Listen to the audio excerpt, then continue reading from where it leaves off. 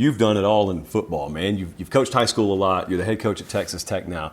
And I assume a lot of folks ask you about, the evolution of football, college football, right, high school football, or whatnot. Does it shock you, though, even within how much this game has always changed, how much it has changed in the past 5 years, and then you find yourself on the wave just kind of trying to balance it all? It's crazy. I tell everybody, like, I have not been in college football for very long. Whenever I look at time, I've only been in college football for 8 years, going on 9 years. Whenever Matt Rule hired me at Baylor, December 12th, 2016, there was still a February signing date. Yeah. That was it. Like, we had one commit, and we're, got a month to put a class together. And now you fast forward, and you've got multiple signing dates. The signing dates are changing, and you've got NIL, you've got revenue sharing coming up. And so it is crazy how fast college football has changed, and I don't think it's stopping. I think it's going to continue to evolve.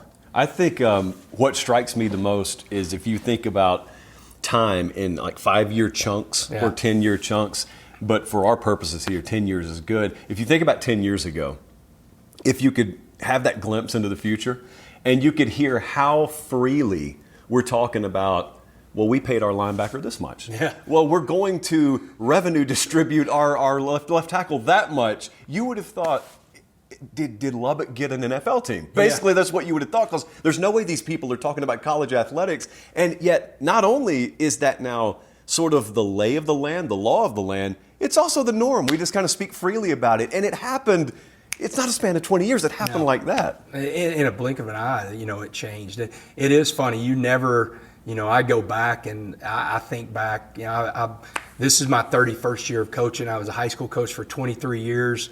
I had some dudes at Cedar Hill. Man, I had some great players that went everywhere from Oregon to OU to Texas to, Ole Miss. And you never thought about anything like that. You're thinking about the scholarship and, what that's going to pay for and where they were going to live and all that stuff. And now you turn around and it's almost like you don't even talk about the scholarship as much anymore. It's more of like NIL and revenue sharing. So, and it's just like you said, I mean, it's in the conversation to where before you never would have thought that that's what you were talking about. You got an enviable job, man. You are one of very few Power 4 head coaches. So if you talk to someone who's not really of this world, they're probably instantly fascinated. Wow, you're a major college football head coach. Tell me about that. Or how did you get there? I work in media, and I get that. So I know you get that as a major football coach. Now, you just mentioned 31 years in coaching. Right. Vast majority in high school, and now more recently, relatively speaking, you're a college football head coach. If I told you, Joey, we got 2 hours today, you could probably tell me your life story, at least professionally, in 2 hours. But a lot of times, you got 45 seconds, you got a minute. Someone says, man, how'd you get where you are now? Do you even possess the ability to Cliff Notes version your way through that entire 3+ decade journey? It's hard, but there are moments. I always tell everybody, and I will till the day that I die, which will be the day I stop coaching, because I'll never retire. Man, I just love what I do, and I can't think of not doing this. But there's critical moments that you are hired by the right people, and you're pushed by the right people. Robert Woods was the high school coach that I worked for 9 years. He's the most organized, detailed man I've ever been around in my life. Totally changed the way I looked at stuff. And then Matt Rule. I mean, if I don't have those two guys in my life, I'm not sitting here in front of you right now. So it is easy to say those two things. Those are the moments that really changed my career. It's probably likely many people watching this or listening to this think about football coaching in tiers, and then think about middle school being lesser than high school, being lesser than college, being lesser than pro, which in terms of the level of competition is accurate. Right. But I think on the professional side of the fence, you just said something that's interesting. You're talking about Coach Woods, and you said, well, that's the most detailed guy that I've ever been around. And you're talking about the high school realm there. Right. Then you talked about Matt Rule, and you're talking about the college realm, and he goes on to the NFL. But speaking as a guy with tons of experience in high school, does it not fascinate you sometimes how some of the best that you'll ever interact with are not coaching the college game, they're not coaching the professional game, they're coaching the high school game, and you're learning as many lessons from them as you are guys at the next level or the level after that. Yeah. It's interesting. I'll give you two quick examples. Robert Woods went undefeated in 1990, winning a state championship, and he called every offensive play and every defensive play. And that's Wilmer Hutchins versus Austin Westlake, who is a powerhouse, and they go in there and beat them in the state game. And then you turn around, and I always laugh. Phil Bennett is a good friend of mine, who's been a head coach and a defensive coordinator. And I asked him one time whenever he was kind of in between jobs, I said, "What are you doing?" He said, "Well, the NFL has hired me to talk about how we defend the zone read." And I'm like, yeah, man, if you don't know how to defend the zone read at the high school level, you're getting run out of the stadium, and that's just kind of, football 101. And so it's kind of one of those deals where you talk about different levels, but some of the best I've ever been around.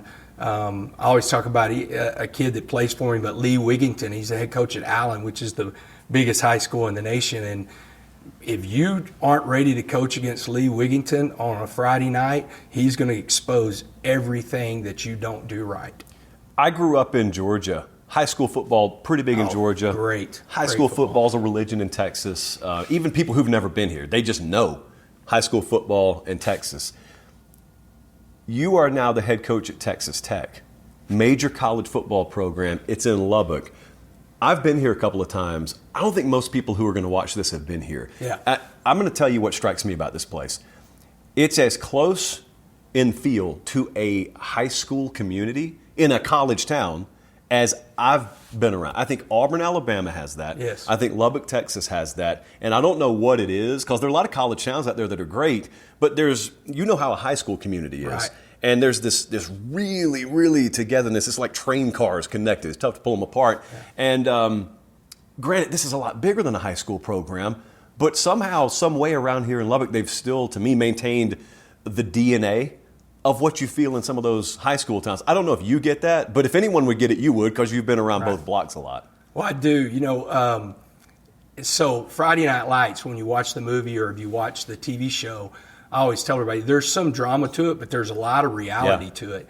And my very first year here, we are having a coaches clinic, and we've got a group of guys that are cooking steaks and chicken and all kinds of stuff for a coaching clinic. Now, most coaching clinics, you're getting pizza or hot dogs, and you're going to get a bunch of stuff. And my guys are out there, and I was blown away with just the crew that came out. It was Jody Brooks at the time that was cooking, and he's got his whole crew out there. And, man, it's just like Friday Night Lights. It was like, hey, Coach, we got this taken care of. We'll have all the steaks and chicken and everything ready to go. And that was the feel. You put it, that's a great perspective that you really see, because it really is like that. I mean, it's a community. It's a very close community, but it's just not Lubbock. It's that West Texas community that you get that feeling out here. Do you feel like you have to get people here to know that? Because I feel that way about small town, like Southern life. If I've got a cousin who grew up in Detroit, I'll tell them about the Southern way of life. But they'll think it sounds cliched because they've heard it in every country song, or they've seen it on every episode of some TV show that was set in the South. But they think to themselves, well, this is kind of performative. Like, I wonder how it really is. Okay, I'll tell you how it really is, but you got to come here, and you got to sit at the dinner table on a Sunday afternoon, or in your case, you've got to come out here. You got to spend a few days. If it's a recruit, if it's a guy out of the portal, you got to experience it to fully understand that. Has that been your experience, or are you so good at sales that you can convince a kid in Cincinnati, sight unseen, Lubbock's the place for you? Well, I think this new facility helps, whenever we put out a lot of video and everything, but no, it's getting people out here and feeling it. There's something about this place, whether it's on game day and the pageantry and the atmosphere that you get. It's a true college town. This town is built around this university. Everywhere you go, you're going to see the double T. But when people get here, they really feel that, whenever they're in the community, whenever they're around the university, the people really feel it. So, I think we've done some good sales jobs of getting people to really buy in. But when we get them here, and then this building has gone to a whole nother level, we get them here, they really feel that. I've had 2 Uber drivers since I've been in town. One from the airport, one from the rental car company this morning. Both of them said a version of 2 things. One, boy, Joey's really got some good players in here this year. We could really be something special. Number 2, are you going to get to tour that new building over there? Are you going to get to actually go in there? What's it like? Let me know what it's like. So this place is brand new. It still smells like the stickers are on it. That's the best compliment I can give. This facility is wonderful. It's right on par with anything that you see around the rest of the country. Folks are going to hear that and say, that's not Lubbock, Texas, not Texas Tech, are you sure? But it's brand new. So I can say that because I'm here. Most people haven't been here yet. What benefit is this? And then also, when you walk people through here, what's the reaction been so far? People are absolutely blown away. We had a big ribbon cutting on this side, the Womble Football Center. We had the ribbon cutting for the south end zone before the first game. But the boosters, whenever they come in and walk around, they're absolutely blown away. The recruits are in awe. Like they did not expect a facility like this. There's a lot of new facilities going up. I just think the grandeur of it, the way they put it together, and then every inch of the Womble football facility is built for the health, the happiness of the athlete. Like literally everywhere you go in this building, it's all about the football player. And so I think they really appreciate that. But people have been blown away, and it's a game changer. I think it says a lot of, hey, we're pushing our chips in the middle of the table and we're all in, and there's not going to be any excuses of why we don't do it and compete at the highest level. I've looked at the Big 12. I've called it America's College Football Conference, and then I've gotten a lot of flack for it, mainly from people who don't listen to my reasoning. So I listen to a lot of complaints people have about the state of college football right now. And a lot of it has to do with they don't like that players move around so much, or they don't like the competitive imbalance, some version of that. Well, I look at the Big 12, and I see the most competitively balanced league in the country.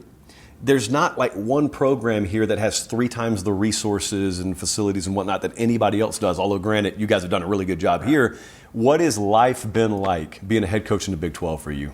You better be ready to play every single week. For one, there's great coaches. I mean, there are some phenomenal coaches in this conference. And then two, you said it, it's competitive. I mean, anywhere you go, whether it's on the road or at home, you're having to compete. You're having to compete at the highest level. And I think it's interesting because you're seeing that shift. I think that more as the next couple years go on, the major college football is going to be like that. I think you saw a shift a little bit like that in the SEC, but I think the Big 12 has kind of been that way for the last, 5 years, to where you better be ready to go every single week because there's great coaches and there's great matchups in this conference. How many guys who are head coaches in this league do you feel ultra close to, that you're regularly communicating with?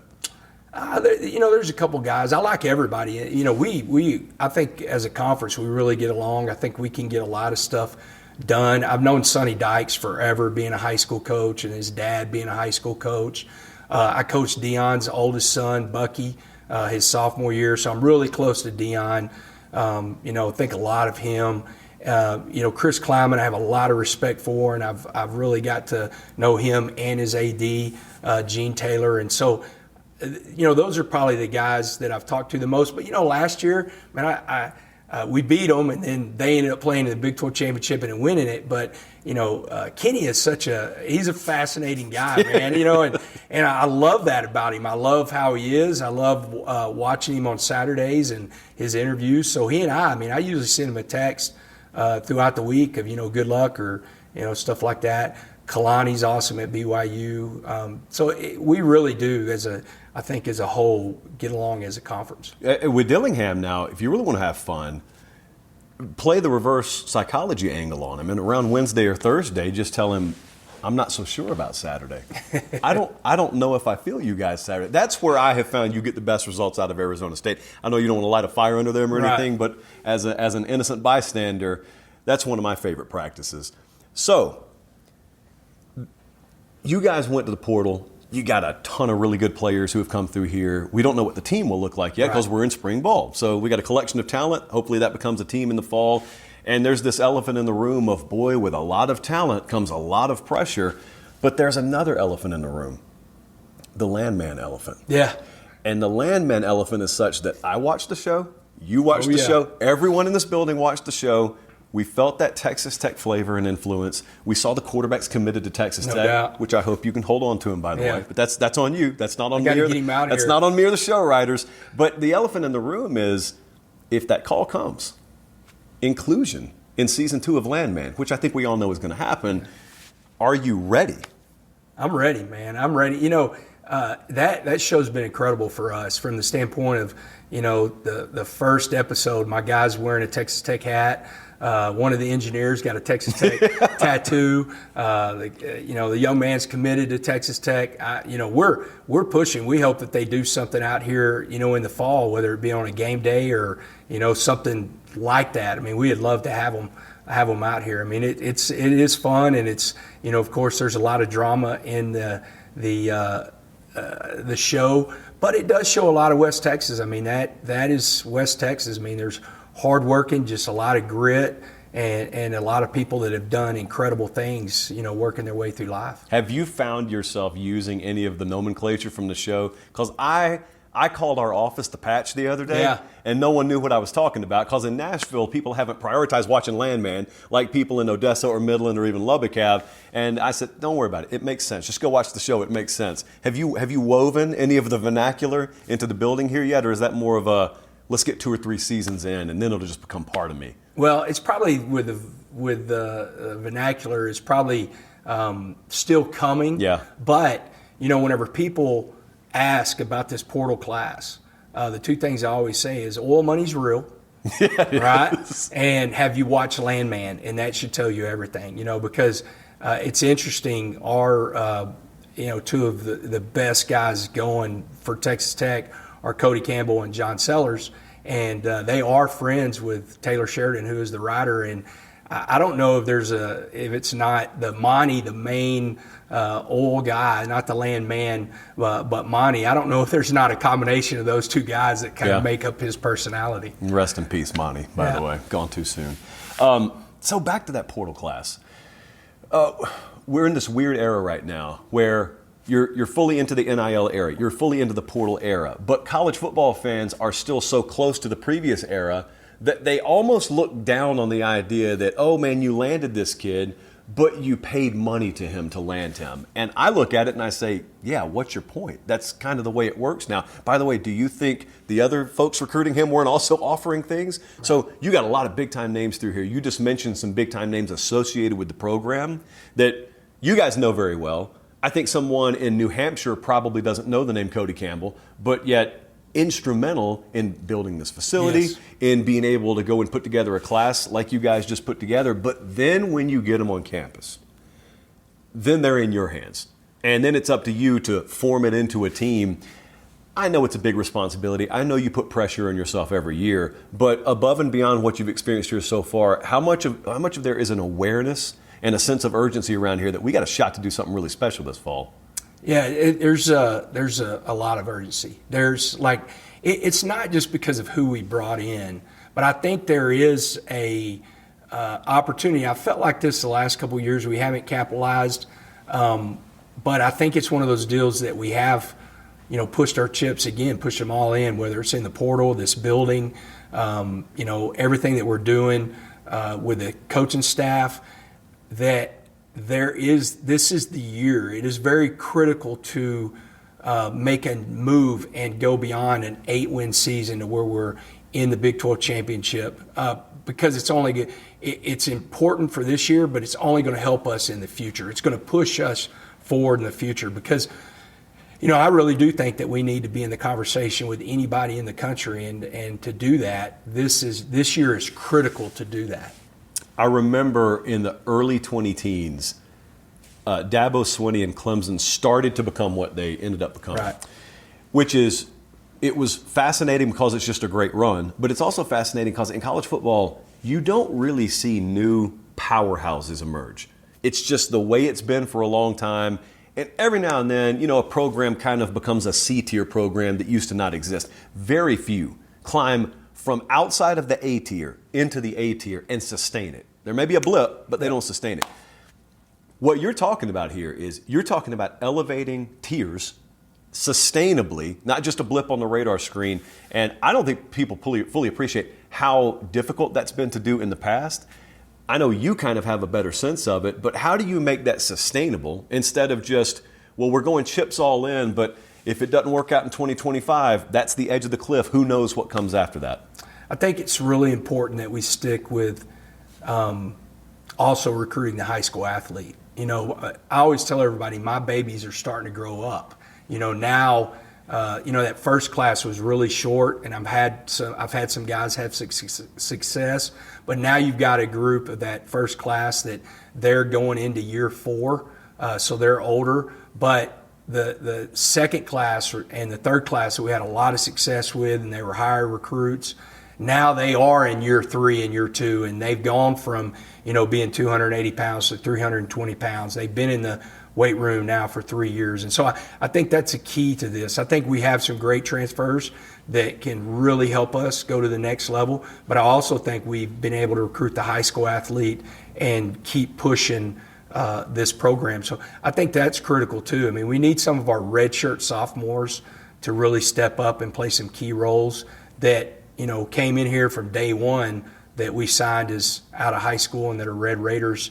I think that's the thing that you start talking about sustainability is having success, but then also your young guys having success to help sustain it past 2025. You guys are trying to build a much bigger profile for this program. We've got places like Ohio State where they're known coast to coast. Ryan Day doesn't have to spend much time marketing his program. Texas Tech, you are marketing this program actively, which means, I would imagine, you have a little more awareness of what outsiders are saying about you than maybe a guy at an Alabama or an Ohio State needs to have. However, you also know that you know the inside of this building far more than any outsider's ever going to know it. How do you balance that being awareness of the public conscience and making sure they're thinking the right things about us versus outside opinion doesn't matter, block out all the noise, let's focus on the here and now? Yeah, you stay in the here and now in this room. You stay in here and now with the team. You stay, whenever we talk about all the time, going 1-0 and being in the moment. I think true, I heard this from Phil Snows, one of my mentors. Jeff Traylor says it at UTSA. But true mental toughness is being where your feet are right there in that moment. So you've got to, in this room with the team, but then outside of this room, you do have to push this program. You've got to push the double T. You've got to make it to where people are seeing that we can be nationally recognized. I mean, it always helps that, we're playing in the Sweet 16 and everybody sees the double T in basketball, but we've got to do the same thing in football, and we've got to push that. And so it's great with our creative team. It's great you being here right now, and people are going to get to see that. But we have to think beyond just the moment right now, and we've got to push what's going to happen in the fall and make us relevant. You were talking about coaching for an extended period of time, 31 and now plus years coaching. And you mentioned some of the formative moments. You mentioned some good people, and you mentioned some high spots. What are some of the low spots? Because oftentimes if you're public speaking or if you're talking to a player who's 19 years old going through his first really, really tough moment of his young career, you've probably got 10 or 15 things you can draw on as a corollary in your past. What are some of the go-tos you find yourself having to tell the story of over and over again that sucked at the time, probably made you a lot better though?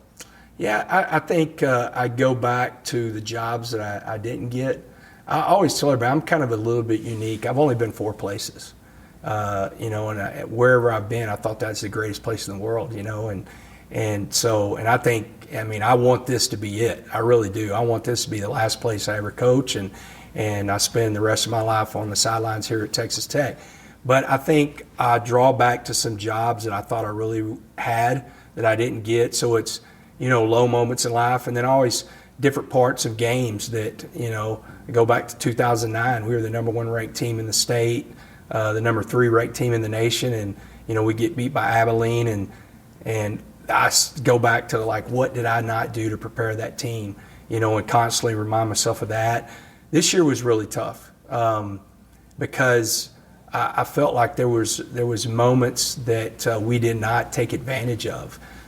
We didn't take advantage of the Colorado game, and we had Fox was here with the big noon kickoff. We didn't take advantage of that because the crowd was electric. We didn't take advantage of the TCU game where we're centering the ball to kick the field goal. And, we win either one of those games, we're in the Big 12 championship. And so looking back and going back of the past, way back in the past of things you've got to draw on, but also just drawing on, what happened this last year and how do we build off of it. Is it kind of wild to you that the public will look at you and if you go 7-5, they say that was a 7-5 team, Yeah. 10-2, that was a 10-2 team. Yes, that's technically true. Like ultimately you're going to get graded based off your record. You're going to get placed in a championship game or the playoff based on your record largely. But if you're analyzing your operation, you're quality controlling yourself, in other words, you look and you say, well, our performance in the TCU game was an L. What kept it from being a W is this one thing. Right. And then telling your staff, telling your players, not that they need to hear it, but guys, it's not whether you're 7-5 or 8-4 or 9-3. It's every single play has a history and a life of its own. And then you start from scratch. You don't carry it over. You start 0-0 again this year. And so like all the reps in the weight room and all the film study, and if you're staying after an hour a couple of times a week, it's just these little thin layers. Right. That may add up to the difference in that bounce or the difference in that muffed snap going your way, and all of a sudden it's 23-20 Texas Tech, and you get to look at guys in the locker room afterwards and say, hey, I know it was really boring when I talked about process and when I talked about 1-0, 1-0, 1-0, but there it is. How rewarding is that when it finally comes around your way? It's huge, and you get to use it all the time, and like today's going to be a red zone day, and we're going to, before the team meeting, we're going to talk about, our plan to win, and, and what does that look like, on offense, scoring touchdowns in the red zone. So today you're going to have moments that you do that on defense, turnovers or making them kick field goals in the red zone. And so you really talk through those things, and then you bring them to life, and then you recognize them. We'll turn around, we'll talk about them today, and then on Wednesday in the team meeting, there's going to be clips of practice where I can say, here's what we're talking about right now, and you try to use them. It's really rewarding, man, whenever the light comes on for a player or you have those moments that you worked at and they went out and executed it. Man, that's some of the best parts of coaching whenever you see that come on with a player. When you're in a situation where you feel like you snatched victory out of the jaws of defeat, you don't feel like you played your best game. You never apologize for winning a football game because it's really hard. And you're going to lose some you think you should have won. Right. So when you win some that maybe you should have lost, it's not that you're apologetic, but have you ever found yourself in all these years in those situations where we kind of just stole a win? We're going to celebrate it, but I really hope I can make sure guys understand the effort we gave today more times than not yields a loss. Right. So congrats, here's your balloon, but we've still got to correct stuff, and you're not suffering the pain of defeat. Hopefully you're disciplined enough to just understand anyway. Yeah, we talk about this a lot. Two things. One, there's no magic fairy dust that you sprinkle on a win or a loss that's why it happened. It goes back to the numbers, in the game. That was our plan to win. I learned that from Matt Rule. We went 1-11 our first year at Baylor, and every single week those guys came back to practice, and they practiced really hard. I think because of that Sunday meeting of this is why we won, this is why we lost. There are some of those moments that, we probably should have lost, but this is why we won. That's usually in that plan to win of, hey, this moment right here, because we did this, we won. And then, I think one thing that we also talk about is, and we have a group that comes out. They came out right before we went into spring football called The Program, and it's all ex-military. And their number one is accomplish the mission. And I'll tell you, we came in to that Abilene Christian game.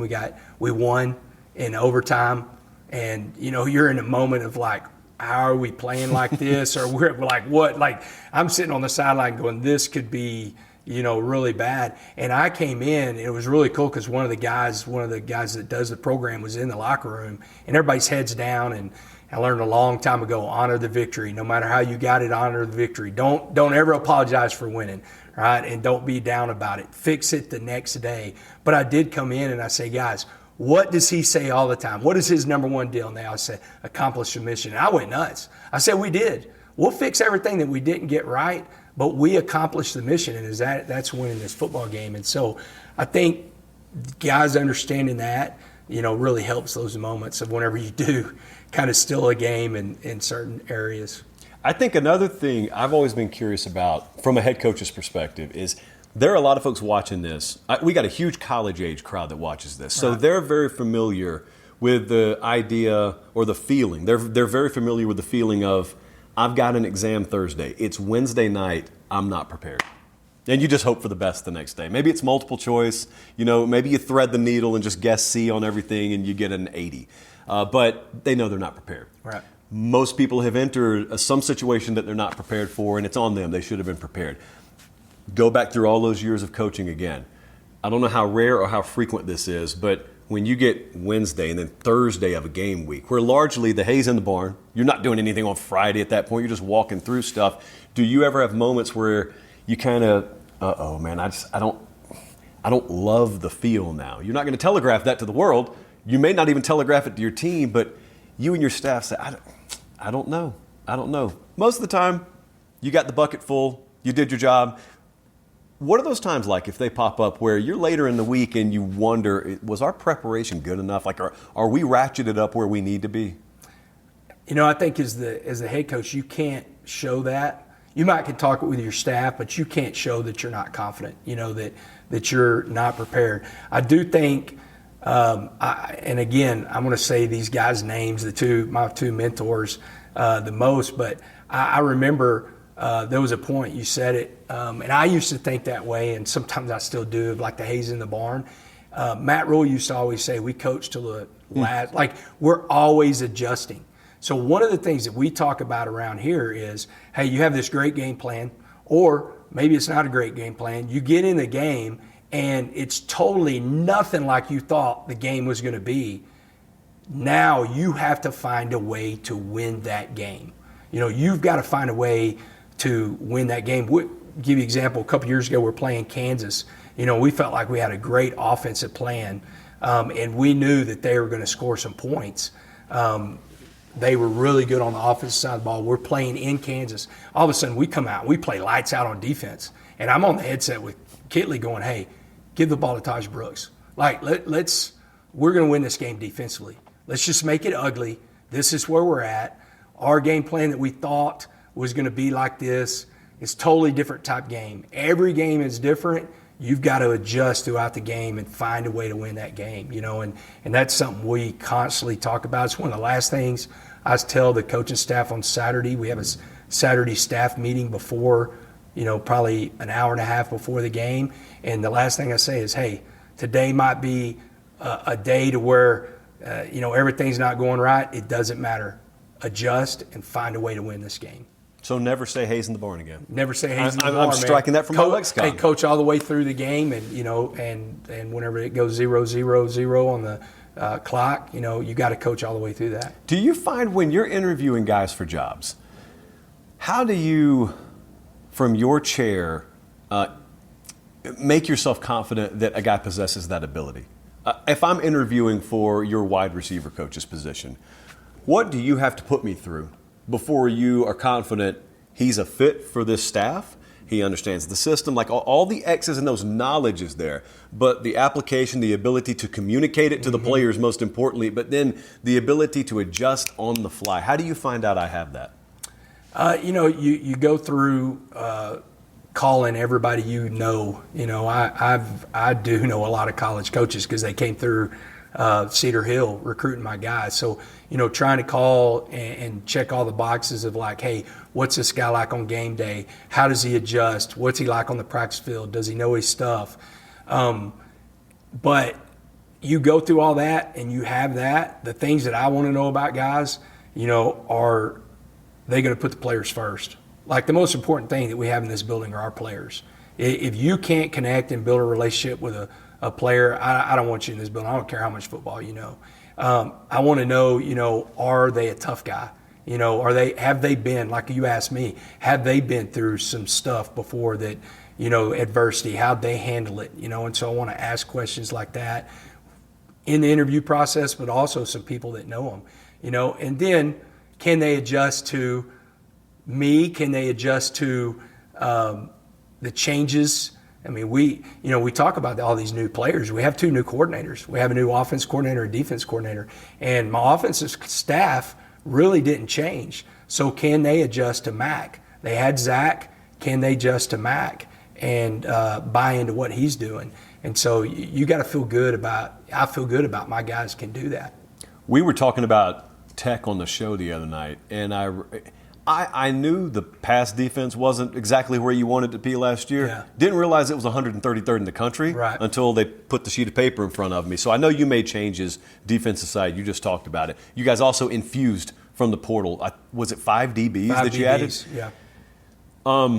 It is a team game, and there's no shortcut to building chemistry and togetherness. And hopefully that unit plays as a unit come fall. But realistically, like, how much better can you be over the course of 1 year when you changed virtually everything about the position group that is defensive backs?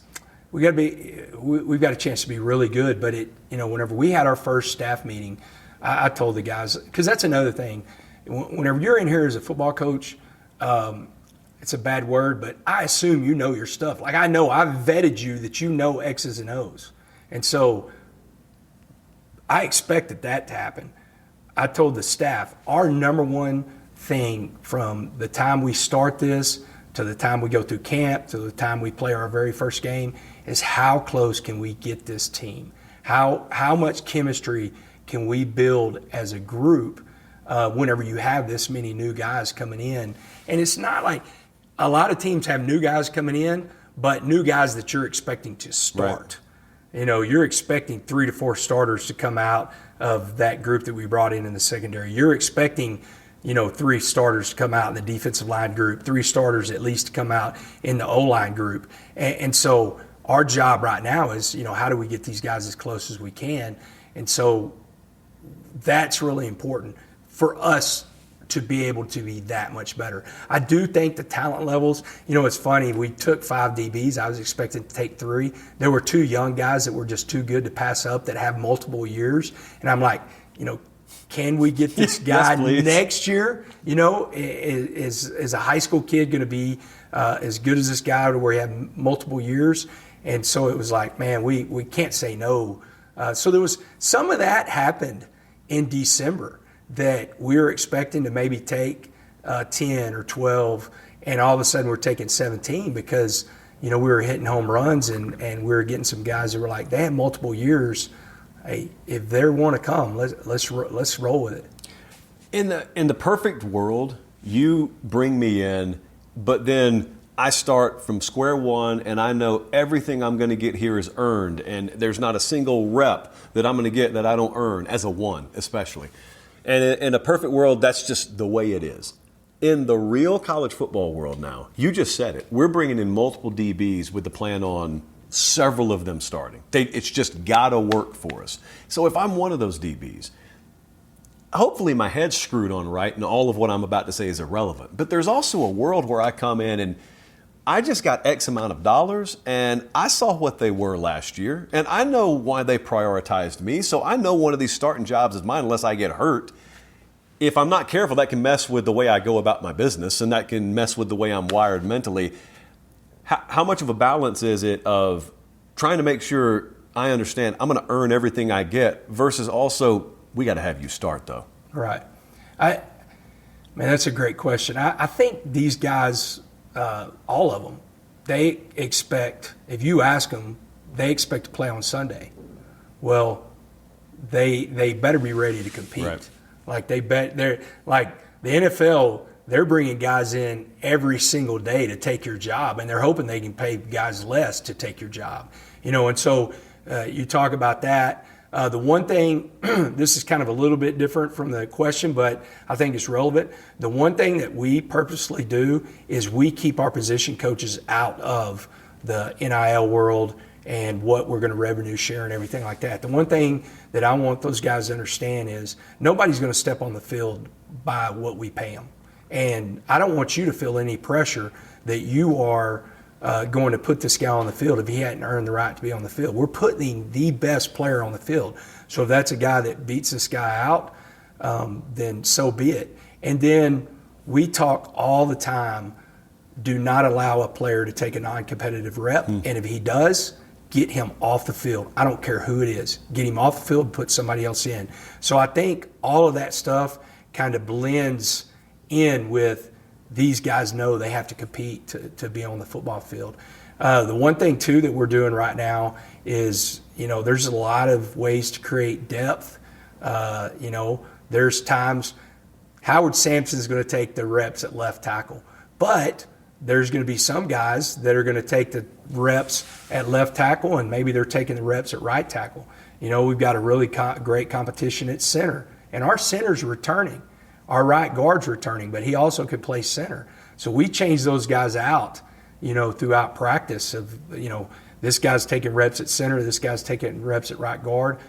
How do we get our best five, but also how do we create depth? So I think some of that creates some competition, and guys are unsure, man, I better be ready to practice because, they know what they're going to do in practice, but it's also like, change these guys out and let's see how they react. You just talked about your philosophy with keeping your position coaches out of the negotiating room, basically is what it is. Right. I've always thought to myself, if I'm running a program as the head coach, I may want to remove myself from that. And many guys have many different philosophies on that. I was with Kirby Smart the other day. He's got a radically different philosophy on that than maybe someone else who says, I want nothing to do with the negotiating. That's why a general manager's here. Mm-hmm. That's why a collective is here. I almost want to absolve myself of that. So I have a purely filtered look at my players. I have a purely filtered relationship with my players. And to some extent, I've got to have knowledge of this or that. But as much as I can, I want there to be a wall built between me and that so that the relationship between coach and player isn't corrupted by, whatever the new layers of college football may be. Where do you stand on that spectrum? I stand on the purely putting that wall up. You said it, just using the word purely. I want everything built on relationships. Everything I do is relationship based. I think that's like I've gotten where I am because of the way I can build relationships with players and get them to do things that maybe they didn't think they could do, get them to play harder than they've ever played. And so I've got a great general manager, James Blanchard, who's an absolute rock star, who's one of the best in the country. My chief of staff, Antonio Huffman, my director of football operations, Quentin Jordan, and then Cody Campbell. I see the spreadsheet, but I'm not in the room talking about the spreadsheet. Right. I'm not in there with them.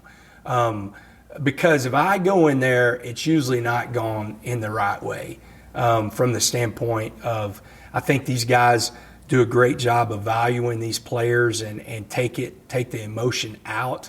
I'm more emotion driven, very emotional driven, and so I want to keep that wall up to where my emotions don't bleed over into that room. And so I've really stayed out of it other than, I know what the spreadsheet looks like and what these guys are doing, but I have not been in the room to where we've negotiated those numbers, and I don't want to be. I was not a couple of months ago looking at my phone every hour, seeing James Blanchard's name mentioned with Notre Dame, and then it looks like it's a done deal, but he's in the building right now. Right. So it wasn't a done deal.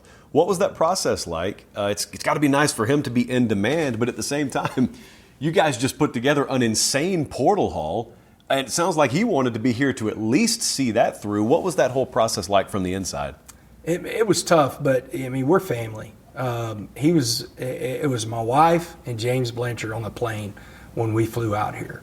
And, we were extremely close. And I told him, I said, if you make this move, I realize our relationship will never change. I understand why you would make it, and I get it. But on the other end, what I was telling him is like, don't walk away from something that you really helped create whenever it's this roster. If it's a year from now and you feel like you've got to do it, I get it, but man, you got to see this through. I thought that was really big. It helped that his oldest daughter loves Lubbock, Texas. I think she cried for a day about moving, so that helped a lot. And then the one thing, if you don't really understand the way we're trying to do things, you may not give him the leeway that he's used to. And you can say you will, but that was one thing I said, James, and that's how I got him here. Like, how many times have you and I ever disagreed? And we've butted heads about stuff, but found ways to come, to a mutual decision. I said, but how many times have I said no to you whenever we're talking about players and you really truly building this roster? I said, you don't know if you're going to have that, or are you willing to give that up as you've built this roster that we're fixing to go play with? And so it was a lot of anxiety, but man, with Cody and with Kirby Hokut, who is our athletic director, and Dusty Womble, who got on the phone with him, we were able to keep him, and I think that was key in what we're doing to keep him here. About 30 minutes ago or so, when we first started talking, you said something, I wanted to come back to it. You were talking about how signing day used to work. Not that long ago, the first Wednesday in February was a holiday for most of us. Yeah. And it was gut-wrenching for you guys, either on the high school or the college side. But as just a pure lover of the sport, I loved that day. That was like my NFL draft night one. And they've taken it from me, and it's not there anymore. So you still sign high school recruits. It's just that the class comes together collectively in a weird time of the year. And you've got Christmas season going on, overlapping with bowl season, playoff season. I miss it. Hopefully one day it comes back. But there's a lot of stuff that I love about this sport, a lot of stuff I love, period, that I miss, but I know it's not coming back, so you just kind of have to deal with it and move on. When you look at the way the sport was structured versus the way it is structured, without complaining, just a mere observation on your part, what are some of the things that maybe used to exist that don't exist anymore that you just as soon have back if you could?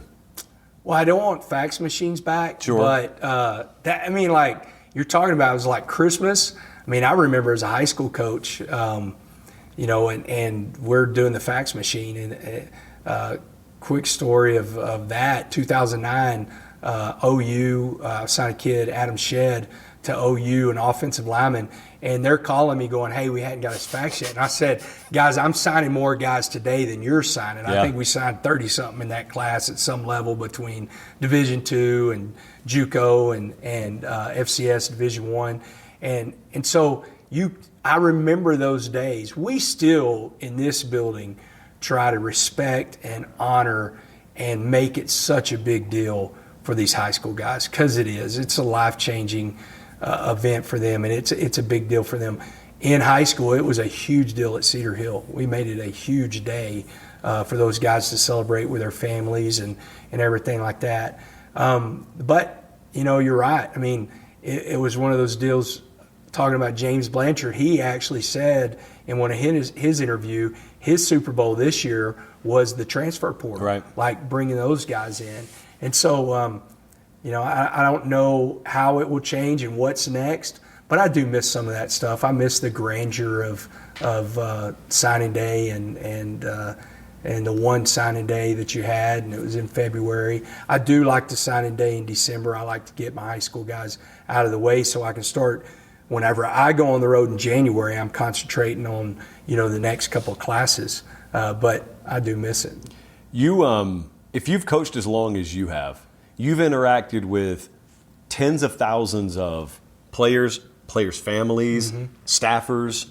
So you've got a Rolodex in your head. Have you ever stopped to think about how many faces you would recognize if I just lined all of them up that you've ever interacted with and they walk through here? I recognize him. Oh, I don't recognize her so much. Yeah. How many people, just rough estimate, in the thousands upon thousands, do you think you could recall? I know his name without having to lean over and ask my assistant, who is that? Who is that? What's his name? Because there's got to be a lot. Yeah, thousands. Players, I think every player I've probably coached, I think I would have I would be in the high end, 90. Faces, I would recognize faces. There's nobody in the world that I've ever been around better than Mac Brown in remembering every single name. I mean, Mac is absolutely incredible at it, and I wish I had that. Like, I wish that if you say, hey, if you want to be like a coach that has this and you're putting this coach together, nobody's like Mac. Mac is the absolute best. I've never seen anything like it. That he meets you one time and 20 years later, he's like, hey, Joey, man, I remember like that. I do, whenever it comes to that, I have a great memory whenever it comes to players and stuff like that. And I still have the same phone that I've had from, I think, the beginning of time. And so I still have a lot of my players, in there, and still try to communicate with a bunch of them. And, when they've had kids, or now it's getting to a point that probably some of them are going to have grandkids. Yep. And so they still reach out and everything like that. But I wish I had that whenever it comes to Mac. I think whenever it comes to the players, I could recall a high percentage of them. Well, so now that you've got relationships with so many people, let's say you guys go out week one, you win your game. Mm-hmm. Or you're playing, maybe that Colorado game goes differently last year. You win that game. It's on national TV. Out of all those thousands of people, I would imagine there's a huge mountain of text messages. Yes. After any given moment of your life, what does that cell phone look like? It's crazy. We were talking about it the other day. I was talking because it was my wife's birthday, and she had all these texts, and I was like, are you going to answer those? It drives me nuts. I'm one of those dudes, if you look at my phone, there's not red numbers. If there are, they're usually, I've emailed myself something as a reminder or put it in my calendar. Whenever I got this job, I was 2 phones, probably 5,000 to 6,000 texts, and I answered every single one of them. On a game day at home, I try to have everything answered. So there's hundreds. I try to have everything answered before I get home. So when we're driving in the car, Debbie drives, she drives home, and I'm answering text message, thank you, or yeah, it was a great moment, or anything like that. I try to get it all out of the way and take a deep breath. It usually takes throughout the night, but I respond to all my texts. I mean, what's the reason to prioritize that? I like to think I respect people and them taking the time to tell me something, but I cannot go as far as to say I don't have any red circles on my screen. I do have red circles on my screen. You got infinitely more than I have to worry about, and that takes a chunk of time. Unless you got 3 assistants ghost texting for yourself. Yeah. If you're doing it, that takes a lot of time. There would be many people saying, Joe, you need to refocus your time, reprioritize it, invest your time. That's just time spent. You obviously look at that a different way. Yeah, I do. And you said it. You said it when you started. Like, if somebody has enough respect for me to reach out and say, hey, congratulations, or whatever, I want to make sure they know that I appreciate that, and I respond to it. I think that's that relationship base of people understanding that you still are just that Joey McGuire. You're just the guy that they knew whenever they met or at whatever point in their life, and you appreciate that. I'm also have some of that OCD in me to where I can't take a deep breath until some of that's done. It's funny, you're just talking about ghost texting. We had a fantasy camp a couple of weeks ago for some boosters, and one of the boosters, we get on the bus, and he goes, oh, so somebody else does your social media? And I said, no, I do all my social media. And he goes, yeah, but you just retweeted this offer of some guy. And I said, yes. And I said the name of the player. And I go, I was just sitting there, we were talking, and notification came up, I can do it like that. And he goes, you really do all your social media? And I said, yes. I said, number one, I don't want, you're talking about wasting time. I've been a part of this to where it's like, hey, you leave your phone here and we're going to do all this. That happens, Hey, recruits, understand some of the responses you get are not from the guy you're getting it, the coach you think you're getting it from. Now I'm wasting my time going back and reading all those responses, so I'm caught up to whenever I talk to the kid again. That used to drive me nuts. And I was like, man, you talking about wasting some time. That's some time wasting. So I just think it's the appreciation. And then some of it, I promise you, is just my, where I can't take a deep breath until I get some of that out of the way, Fair enough. Fair enough. All right. So I kind of want to close more on this side of the curtain. You are where you are right now because of the choices and decisions you've made to this point. It's landed you here. But I also imagine you never view yourself as a finished product. Right. So when you take time, not from the team or your assistants, but you personally, man in the mirror, and you evaluate yourself, what are some of the areas you look at and you say, I still got this area and that area I want to grow in. I need to grow in this area. Yeah, I'm a big reader. And it's all, it's usually sports books or whatever, whoever's out there, and leadership books. So constantly try to grow in that, constantly trying to find different ways to motivate people, not just the team, but the people in this building, my coaches. I think you've got to be a lifelong learner. I am a true head coach. I'm a defensive guy, but I'm going to let Coach Wood do his job, and I'm going to let Coach Leftwich do his job, and I'm going to let Coach Perry on special teams do his job. So the things that I want to continue to grow in is game management, and analytics in-game analytics and stuff like that. And so my time's spent knowing that I'm not a finished product in that, and so how can I get better in that? I really try to do that because I feel like if I'm micromanaging people, then it's taken away from the gifts that I have, and the gifts that I think I have are the relationship piece and getting guys to do things that they haven't done, and situational stuff. That's stuff that I'm really good at, and so I really want to concentrate on that. So whenever we sit here and I have any downtime, it's usually I'm listening. What I do is I buy the audio book and get the hard copy, and then I'll listen to the book and make notes in the hard copy. It's good. There are some books out there that aren't audio books that I have on my list. There are actually a couple on my desk right now that I'll spend some time in the summer reading. You mentioned really diving into analytics. That's been sort of a wave in the past 15 years that's just engulfed everything in sports. It could be that, it could be something else. Has there been any frontier that's emerged within the sport of football that you looked at and said, boy, that's kind of intimidating. That's really out of my wheelhouse. I'm not a math guy. I don't feel comfortable with analytics. Or is it all just, well, it's an obstacle, but I got to tackle it if I'm going to lead a program? Yeah, it's an obstacle. I'm not a math guy. It's funny, like there's probably different ways that people talk on game day. The guy, he's left, so we're going to have a new guy, and he did it in the bowl game, and he's going to work his tail off to get better at it and go talk to some different people.